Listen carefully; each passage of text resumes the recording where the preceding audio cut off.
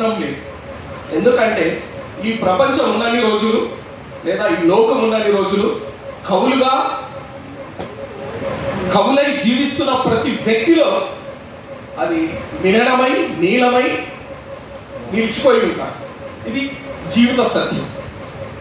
అక్షరము ఎంత గొప్పదంటే ఒక ప్రకృతిలో మంచి దిశను తెలియపరచాలంటే అక్షరం కావాలండి.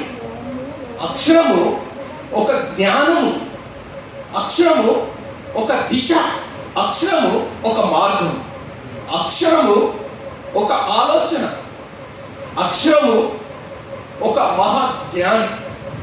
కాబట్టి అలాంటి అక్షరాలను తనదైన శైలిలో నిలుపుకొని మేడం గారు మరి కాలంతో నా ప్రయాణం అని ఎన్నో పుస్తకాలను తనదైన శైలిలో రాస్తూ మరి కాలాన్ని మనకు పరిచయం చేస్తూ కాలంలో ఎలా జీవించాలో అనే అంశాన్ని కూడా పరిచయం చేస్తూ ప్రేమను